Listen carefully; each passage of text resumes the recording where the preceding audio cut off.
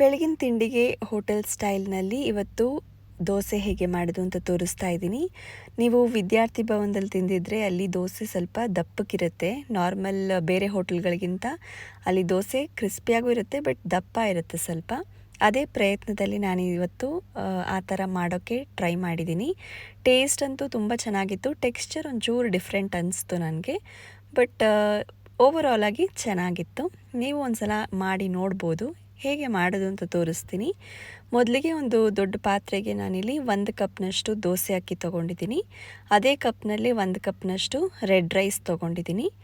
ಹಾಗೆಯೇ 3/4 ಕಪ್ನಷ್ಟು ಉದ್ದಿನಬೇಳೆ, 1/4 ಕಪ್ನಷ್ಟು ತೊಗರಿಬೇಳೆ, ಕಡಲೆಬೇಳೆ ಮತ್ತು ಗಟ್ಟಿ ಅವಲಕ್ಕಿ, ಇದು ಮೂರೂ 1/4 ಕಪ್ಪಷ್ಟು ತೊಗೊಂಡಿದ್ದೀನಿ.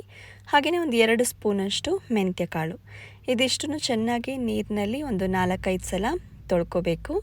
ನೀರು ಹಾಕಿಬಿಟ್ಟು ಸ್ವಲ್ಪ ಜಾಸ್ತಿನೇ ನೀರು ಹಾಕಿ ಚೆನ್ನಾಗಿ ಮುಳುಗುವಷ್ಟು ಒಂದು 6 ಗಂಟೆ ಕಾಲ ಮಿನಿಮಮ್ ಆದರೂ ನೆನೆಸ್ಬೇಕು. ಬೆಳಗ್ಗೆ ಬೇಗ ನೀವು ನೆನೆಸ್ಬಿಟ್ರೆ ಒಂದು 11 ಗಂಟೆ ಹಾಗೆ ನೆನೆಸ್ಬಿಟ್ರೆ ನೀವು ಒಂದು ಸಾಯಂಕಾಲಕ್ಕಷ್ಟೊತ್ತಿಗೆ ರುಬ್ಕೋಬೋದು.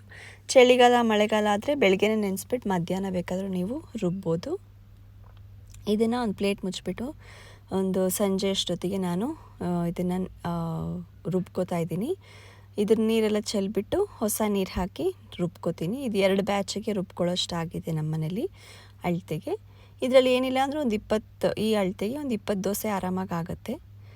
ಈಗ ಮಿಕ್ಸರ್ ಜಾರ್ಗೆ ಇದನ್ನು ಹಾಕೋತಾ ಇದ್ದೀನಿ. ಹಾಕ್ಕೊಂಡು 2 ಬ್ಯಾಚಲ್ಲಿ ರುಬ್ಕೋತಾ ಇದ್ದೀನಿ. ತುಂಬ ನೀರಾಗೂ ಮಾಡ್ಕೋಬಾರ್ದು, ತುಂಬ ಗಟ್ಟಿಯಾಗೂ ರುಬ್ಕೋಬಾರ್ದು. ಒಂದು ಸ್ವಲ್ಪ ನೀರು ಹಾಕಿ ಇದನ್ನು ನುಣ್ಣಗೆ ರುಬ್ಕೊಂಡು ಒಂದು ಪಾತ್ರೆಗೆ ಹಾಕ್ಕೊಳ್ಳೋಣ. ಈಗ ಇದನ್ನು ಒಂದು ಪಾತ್ರೆಗೆ ಹಾಕೋತಾ ಇದ್ದೀನಿ. ಸ್ವಲ್ಪ ಆದಷ್ಟು ದೊಡ್ಡ ಪಾತ್ರೆಯಲ್ಲೇ ಮಾಡ್ಕೊಳ್ಳಿ. ಆವಾಗ ಫರ್ಮೆಂಟ್ ಆದರೆ ನಿಮಗೆ ಕೆಳಗಡೆ ಎಲ್ಲ ಚೆಲ್ಲೋದು ಆ ಕಷ್ಟ ಎಲ್ಲ ಇರೋದಿಲ್ಲ. ಕ್ಲೀನ್ ಮಾಡಬೇಕು ಅದೆಲ್ಲ ಇರಲ್ಲ. ಚೆನ್ನಾಗಿ ಫರ್ಮೆಂಟ್ ಆಗೋಕ್ಕೂ ಈಸಿ ಆಗುತ್ತೆ. ಸೊ ಇದನ್ನು ಒಂದು ಸ್ವಲ್ಪ ಕೈಯಲ್ಲೇ ಮಿಕ್ಸ್ ಮಾಡಿ ಆವಾಗ ಚೆನ್ನಾಗಿ ಫರ್ಮೆಂಟ್ ಆಗುತ್ತೆ. ನಾನು ಸಂಜೆ ಒಂದು 5:30 ಹಂಗೆ ರುಬ್ಬಿರೋದು. ನೆಕ್ಸ್ಟ್ ಡೇಗೆ ನಿಮಗೆ ತೋರಿಸ್ತೀನಿ.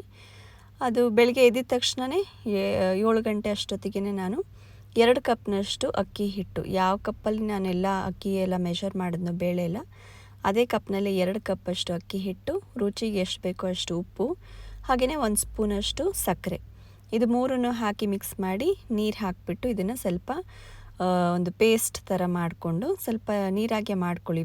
ಸ್ವಲ್ಪ ಹೊತ್ತಾದಮೇಲೆ ಅದು ಗಟ್ಟಿ ಆಗುತ್ತೆ. ಹಾಗಾಗಿ ಇದನ್ನು ಪೇಸ್ಟ್ ಥರ ಮಾಡಿ ಎತ್ತಿಟ್ಕೋತಾ ಇದ್ದೀನಿ. ಇದೊಂದು 2 ಗಂಟೆ ಕಾಲ ಹೀಗೆ ನೆನೀಲಿ. ಅಕ್ಕಿ ಹಿಟ್ಟು, ನೀರು, ಉಪ್ಪು, ಸಕ್ಕರೆ ಎಲ್ಲ ಚೆನ್ನಾಗಿ ನೆಂದರೆ ಅದು ದೋಸೆಗೆ ಮಿಕ್ಸ್ ಆದಮೇಲೆ ಚೆನ್ನಾಗಾಗುತ್ತೆ ದೋಸೆ. ಸೊ ಇದನ್ನು ಮಿಕ್ಸ್ ಮಾಡಿ ಪಕ್ಕಕ್ಕೆ ಎತ್ತಿಟ್ಕೊಂಡಿದ್ದೀನಿ. ಒಂದು 7 ಗಂಟೆ ಅಷ್ಟೊತ್ತಿಗೆ ನಾನು ಮಿಕ್ಸ್ ಮಾಡಿ ಇಟ್ಟಿರೋದು. ಇದನ್ನು ಒಂದು 9 ಗಂಟೆ ಅಷ್ಟೊತ್ತಿಗೆ ದೋಸೆ ಬಿಡೋವಾಗ ಇದನ್ನು ಮಿಕ್ಸ್ ಮಾಡ್ಕೊಳ್ಳೋಣ. ಈಗ ನೋಡಿ, ಒಂದು 9 ಗಂಟೆ ಅಷ್ಟೊತ್ತಿಗೆ ನಾನು ತೋರಿಸ್ತೀನಿ ನಿಮಗೆ ಹಿಟ್ಟು ಎಷ್ಟು ಚೆನ್ನಾಗಿ ಫರ್ಮೆಂಟ್ ಆಗಿದೆ ಅಂತ. ಚೆನ್ನಾಗಾಗಿದೆ. ಈಗ ಇದಕ್ಕೆ ಒಂದು ಸಲ ಮಿಕ್ಸ್ ಮಾಡಿಬಿಟ್ಟು ಇದಕ್ಕೆ ಅಕ್ಕಿ ಹಿಟ್ಟನ್ನು ಮಿಕ್ಸ್ ಮಾಡ್ಕೊಳ್ಳೋಣ. ತುಂಬ ಚೆನ್ನಾಗಿರುತ್ತೆ. ಇದಕ್ಕೆ ಆಲೂಗೆಡ್ಡೆ ಪಲ್ಯ ಎಲ್ಲ ಮಾಡಿಕೊಂಡ್ರೆ ನೀವು ಮಸಾಲೆ ದೋಸೆ ಥರನೇ ಹೋಟೆಲ್ ಸ್ಟೈಲಲ್ಲಿ ವಿದ್ಯಾರ್ಥಿ ಭವನದಲ್ಲಿ ತಿಂದಂಗೆ ಫೀಲ್ ಆಗುತ್ತೆ ನಿಮಗೆ.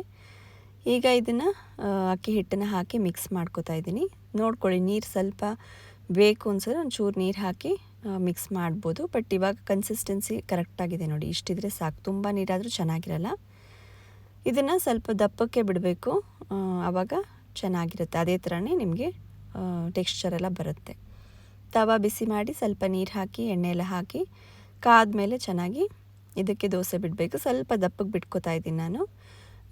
ಜಾಸ್ತಿ ಸ್ಪ್ರೆಡ್ ಕೂಡ ಮಾಡಿಲ್ಲ, ಸ್ವಲ್ಪ ಸ್ಪ್ರೆಡ್ ಮಾಡಿಬಿಟ್ಟು ಇದು ತೂತು ಬಿಡುತ್ತಲ್ಲ, ತೂತು ಬಿಟ್ಟ ಮೇಲೆ ಇದಕ್ಕೆ ತುಪ್ಪ, ಎಣ್ಣೆ, ಬೆಣ್ಣೆ ಏನು ಹಾಕ್ತಿರೋ ಅದನ್ನು ಹಾಕ್ಬೋದು. ನಾನಿಲ್ಲೊಂದು ಅರ್ಧ ಸ್ಪೂನಷ್ಟು ತುಪ್ಪನ ಹಾಕ್ತಾಯಿದ್ದೀನಿ. ಹೋಟೆಲ್ ಸ್ಟೈಲ್ ಅಂದಮೇಲೆ ತುಪ್ಪ ಎಲ್ಲ ಚೆನ್ನಾಗಿ ಹಾಕಿರ್ತಾರೆ, ಬೆಣ್ಣೆ ಎಲ್ಲ, ಅದರಿಂದನೇ ಒಂದು ಟೇಸ್ಟು ಟೆಕ್ಸ್ಚರ್ ಎಲ್ಲ ಚೆನ್ನಾಗಿ ಬರೋದು. ಸೊ ನಾನು ಒಂದು ಅರ್ಧ ಸ್ಪೂನಷ್ಟು ತುಪ್ಪ ಹಾಕಿ ಪ್ಲೇಟ್ ಮುಚ್ಚಿಬಿಟ್ಟು ಒಂದು 3-4 ನಿಮಿಷ ಮೀಡಿಯಮ್ ಉರಿನಲ್ಲಿ ಇದನ್ನು ರೋಸ್ಟ್ ಮಾಡ್ಕೋತಾ ಇದ್ದೀನಿ.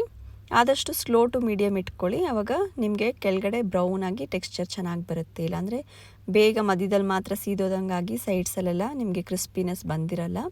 ಸೊ ಸ್ಲೋ ಫ್ಲೇಮ್ನಲ್ಲೇ ಸ್ವಲ್ಪ ಜಾಸ್ತಿ ಹೊತ್ತು ಬಿಟ್ಟು ನೀವು ರೋಸ್ಟ್ ಮಾಡಿಕೊಂಡ್ರೆ ಈ ಥರ ಕೆಂಪಗೆ ಚೆನ್ನಾಗಿ ಬರುತ್ತೆ. ಇದನ್ನು ನೀವು ಚಟ್ನಿ, ಪಲ್ಯ, ಸಾಂಬಾರು ಏನಂದ್ರೆ ಯಾವ ಜೊತೆ ಇಷ್ಟನೋ ಅದ್ರ ಜೊತೆ ನೀವು ಮಾಡ್ಕೊಂಡು ತಿನ್ಬೋದು.